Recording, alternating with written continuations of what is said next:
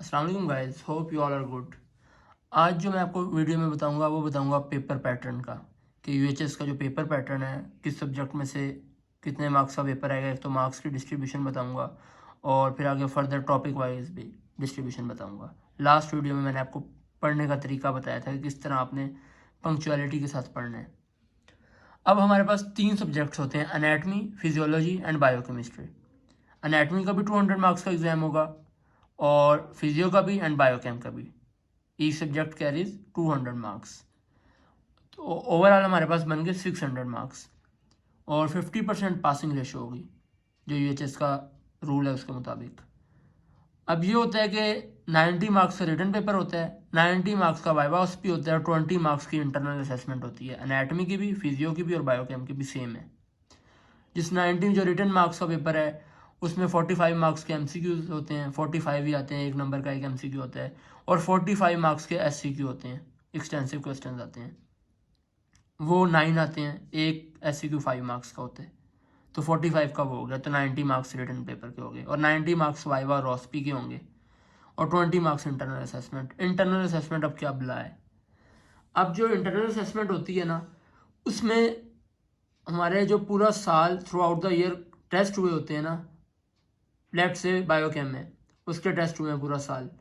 तो बायोकेम के जो अब ये जो 20 मार्क्स है ना इंटरनल असेसमेंट की, आप जिस कॉलेज में पढ़ रहे होते हैं उसके हाथ में होते हैं।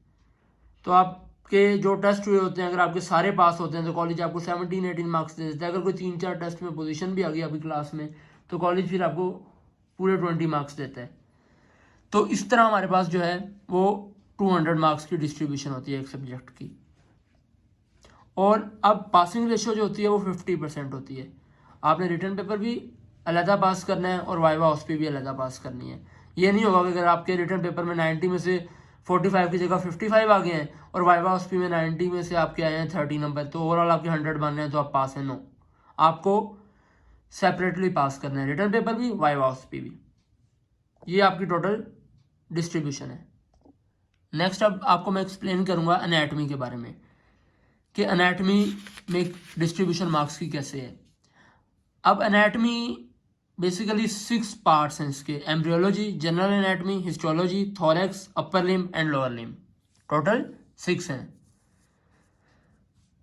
अब एम्ब्रियोलॉजी में से 19 मार्क्स का पेपर आएगा, जीए जो जनरल एनाटमी है इसमें से 11 मार्क्स का पेपर आएगा, हिस्टोलॉजी में से 14 मार्क्स का पेपर आएगा, और जो हिस्टो है इसमें मेनली डायग्राम्स आ जाती हैं। इसमें एक एससीक्यू आता है 5 नंबर का और 9 एमसीक्यूज आते हैं। तो जो डायग्राम्स होती है मेनली इसमें, एक 5 नंबर का क्वेश्चन है ना हिस्ट्री का, तो उसमें से 3 नंबर की एटलीस्ट लाजमी डायग्राम आएगी। तो डायग्राम्स और स्पेसिफिक इसके नोट्स होते हैं हिस्ट्री के। तो उसके लिए आप हमारा इंस्टा चैनल है डॉक्टर एनास्टोमोसिस 3 के नाम से, इंस्टा पे पेज है हमारा, आप उसको फॉलो करें और वहाँ पे आप अपडेट्स आपको आती रहेंगी। और नेक्स्ट थोरेक्स है, थोरेक्स में से 12 मार्क्स का पेपर आएगा, एक 5 नंबर का एससीक्यू और 7 मार्क्स का MCQ. Upper limb and lower limb दोनों में से 17 मार्क्स का पेपर आएगा, 2 एससीक्यूज आएंगे और 7 एमसीक्यूज आएंगे। अब आपने पढ़ना कहाँ से है, जो एम्ब्रियोलॉजी है ना इसके लिए बेस्ट बुक है लैंगमैन, और जो एम्ब्रियोलॉजी के क्लिनिकल्स होंगे वो आपने केएलएम से देखने हैं। जनरल एनाटमी के लिए आपने लाइकोसैन देखनी है, छोटी सी बुक है, आसान होती है, सबसे पहले आपको पढ़ाएंगे भी जनरल एनाटमी। फिर हिस्टोलॉजी है उसके लिए फिरदौस बेस्ट है। अपर लिम लोअर लिम थोरेक्स के लिए BD84 होनी चाहिए। अब अपर लिम लोअर लिम थोरेक्स इनमें जो भी मसल्स है ना,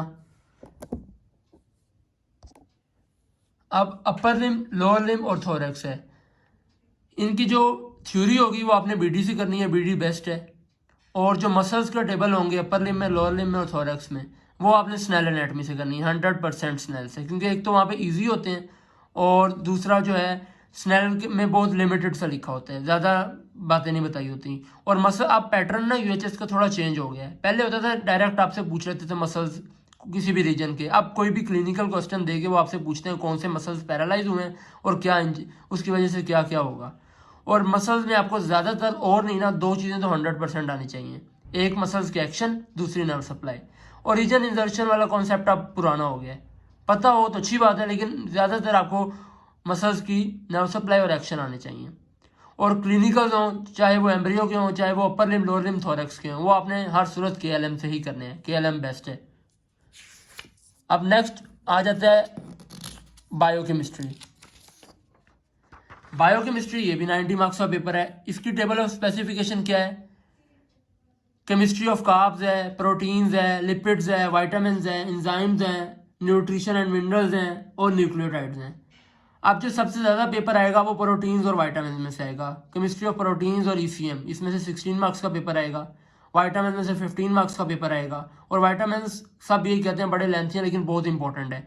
इसके नोट्स साथ साथ जो है ना, जैसे वीडियो अपलोड हुआ करेगी किसी भी टॉपिक की, तो साथ ही नोट्स जो है इंस्टा चैनल जो है, हमारा इंस्टा पेज है डॉक्टर एनास्टोमोसिस 3 के नाम से, उसके ऊपर अपलोड हो जाया करेंगे। एंजाइम्स में से 10 मार्क्स का पेपर है और न्यूट्रिशन एंड मिनरल्स में से 11 मार्क्स का पेपर है मिला के।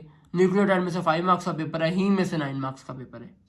और इसके लिए बेस्ट बुक्स जो है आपको रिकमेंड करूंगा मैं, वो लिपिन कोट और सत्या। ज़्यादातर आपने लिपिन से करना है। सत्या के लिए स्पेसिफिक टेबल्स हुआ करेंगे, वो मैं आपको बता दिया करूंगा कि सत्या में से आपने ये चीज़ें देखनी है, ये चीज़ें देखनी है। तो ये बायोकेमिस्ट्री है। बायोकेमिस्ट्री भी ईजी है, इतनी लेंथी नहीं होती। वैसे डिफरेंट कॉलेजेस तो बहुत एंड में इसको ज़्यादातर इस पर फोकस करते हैं, लेकिन आपने साथ साथ ही करना है। Last but not the least, physiology. Physiology में मेन जो यूनिट्स हैं वो सेल है, ब्लड है, नर्व एंड मसल है, सीवीएस है जिसको कार्डियोवैस्कुलर सिस्टम कहते हैं, रेस्पिरेटरी सिस्टम है, स्किन एंड टेम्परेचर है।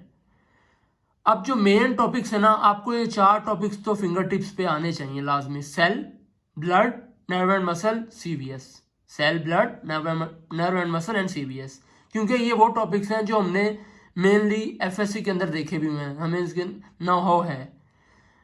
अब सेल में से 7 मार्क्स का पेपर आता है, एक एससीक्यू आता है 5 मार्क्स का, 2 एमसीक्यू आते हैं। फिर ब्लड है, ब्लड में से 2 एससीक्यू आते हैं 5 मार्क्स के और 9 मार्क्स के एमसीक्यू आते हैं। नर्व एंड मसल में से भी सेम ऐसे ही है, 10 मार्क्स के 2 एससीक्यू आएंगे और 9 मार्क्स के एमसीक्यू आएंगे। फिर सीवीएस है, कार्डियोवैस्कुलर सिस्टम, हार्ट होता है इसके अंदर मेनली और सर्कुलेशन होगी, उसमें से 24 मार्क्स का पेपर आएगा। रेस्पिरेशन में से 12 मार्क्स का पेपर आएगा। स्किन एंड टेम्परेचर में से 5 मार्क्स का पेपर आएगा। और जो जो टॉपिक्स ऐसे हैं ना जिनमें से 2 एससीक्यू आने हैं, चाहे वो एनाटमी हो, चाहे वो फिजियोलॉजी हो, चाहे वो बायोकेम हो, जिसमें एक से ज़्यादा एक टॉपिक में से एससीक्यू आएगा ना, लॉन्ग क्वेश्चन आएगा, उसमें से वो दूसरे वाला हर सूरत क्लिनिकल होगा। और अब वैसे भी कॉन्सेप्ट चेंज कर रही है, जैसे पेपर को इंटरनेशनल स्टैंडर्ड्स के हिसाब से बना रहे हैं। हमारा भी इस दफ़ा पेपर पैटर्न चेंज हुआ है थोड़ा। पैटर्न से मुराद ये कि जो बताया हुआ था आया उसी में से ही है, लेकिन क्लिनिकल क्वेश्चन ज़्यादा आए हैं। तो आपने अपने आप को क्लिनिकल के लिए तैयार करना है, रट्टा नहीं लगाना, क्रैमिंग बिल्कुल भी नहीं करनी। और फिजियोलॉजी के लिए जो बेस्ट बुक्स मैं आपको रिकमेंड करूंगा वो गाइटन और फिरदौस है। गाइटन पढ़ने का ये फ़ायदा होता है कि आपके एमसीक्यू क्लियर हो जाते हैं। अब हमारा इस ईयर पेपर हुआ है फर्स्ट ईयर का, तो ऑलमोस्ट 30+ एमसीक्यूज गाइटन से आए हुए थे। गाइटन की एग्जैक्ट लाइन्स थी, क्योंकि गाइटन बड़ी बुक है। लोग डर के मारे नहीं पढ़ते कि यार इतनी बुक है, 5-6 किलो की तो बुक है, वो क्या करेंगे, फिरदौस पढ़ लेते हैं पास तो हो जाएंगे। नो डाउट फिरदौस से आपके क्लिनिकल जो क्वेश्चन, तो खैर उसमें भी फिरदौस में भी गिवन होते हैं, लेकिन फिरदौस में ये है कि आपके एससीक्यू क्लियर हो जाते हैं। 9 एससीक्यू आने होते हैं तो 6-7 ऑलमोस्ट फिरदौस से आ जाते हैं। लेकिन एमसीक्यूज होते हैं, क्योंकि पहले आपको जब पेपर मिलना है तो एमसीक्यू पेपर मिलेगा।